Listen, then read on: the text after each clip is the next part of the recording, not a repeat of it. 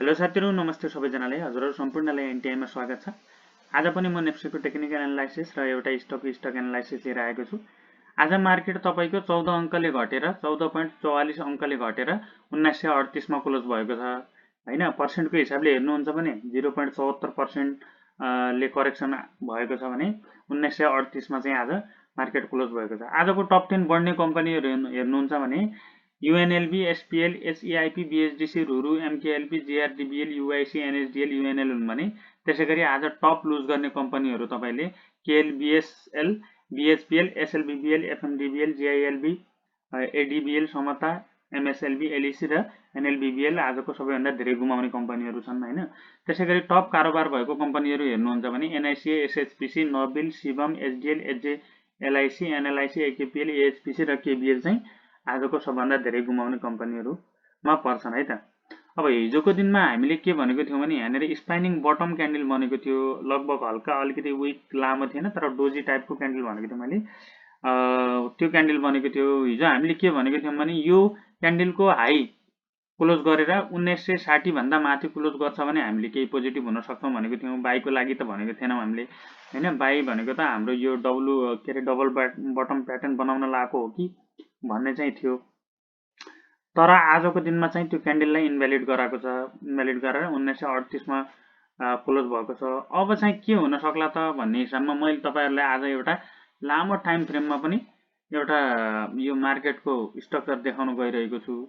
तपाईले हेर्न सक्नुहुन्छ। यहाँनेर तपाईले हेर्नुभयो भने यसलाई अलिकति लामो तरिकाले हेर्नुभयो भने तपाईले यहाँनेर जुन हाम्रो 1150 को लो छ, जुन 1150 को लो देखि एउटा ट्रेन्ड लाइन तान्नुहुन्छ भने हाम्रो ट्रेन्ड लाइन चाहिँ यहाँ हेर्न सक्नुहुन्छ। तपाईले यो लामो टाइम फ्रेमको ट्रेन्ड लाइन हो। यहाँ लग बेसिसमा तपाईहरुले गर्नु होला। ट्रेन्ड लाइन तान्दाखेरि हामीले यसरी अटोमा तान्यौं भने यो गलत हुन जान्छ हैन।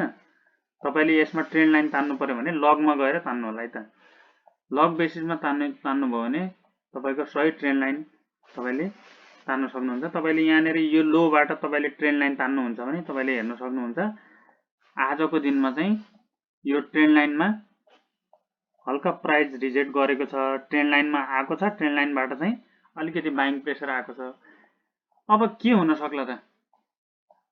यदि यो ट्रेन्ड लाइन ब्रेक गर्छ कि अब भन्न पनि सकिन्छ हैन। यदि यो ट्रेन्ड लाइन नै ब्रेक गर्यो भने त हाम्रो अब अर्को भनेको त्यही 1800 को यो 1800 को 1850 देखि 1800 को लेभल चाहिँ हाम्रो एउटा सपोर्ट छँदैछ हैन।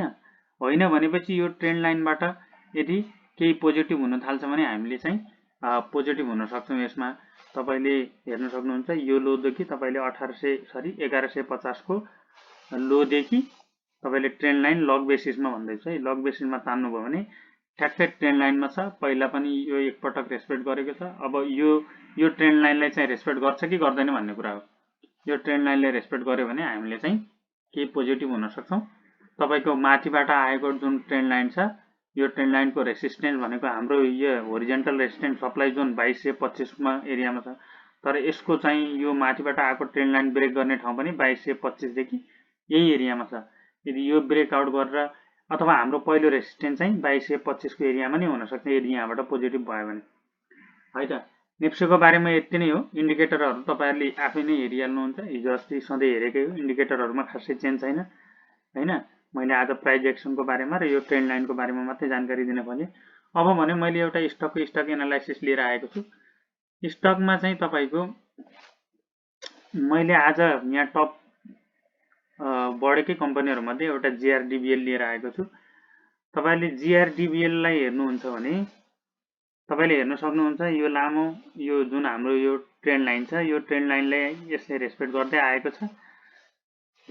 आएको छ र यो ट्रेन्ड लाइनबाट अहिले चाहिँ तपाईको एउटा छोटो टाइम फ्रेमको जुन यो माथिबाट यसरी करेक्सन आएको छ यो ट्रेन्ड लाइनमा चाहिँ तपाईको यो ट्रेन्ड लाइनलाई ब्रेक गरेर माथि छ हैन। यदि यो ट्रेन्ड लाइनलाई पनि ब्रेक गरेर माथि बढ्न थाल्छ भने हाम्रो तपाईको सेलिङ जोन चाहिँ सेलिङ जोन भन्छ हाम्रो सप्लाई जोन चाहिँ 300 मा हुन्छ। यसको टार्गेट चाहिँ 300 हुन सक्छ।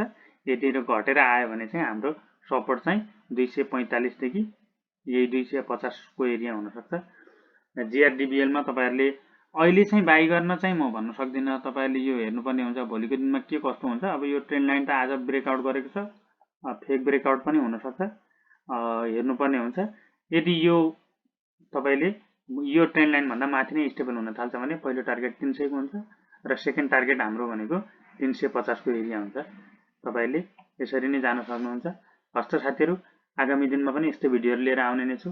च्यानललाई सब्स्क्राइब गर्नुहोला, भिडियोलाई लाइक गर्नुहोला, कमेन्ट गर्नुहोला। धन्यवाद।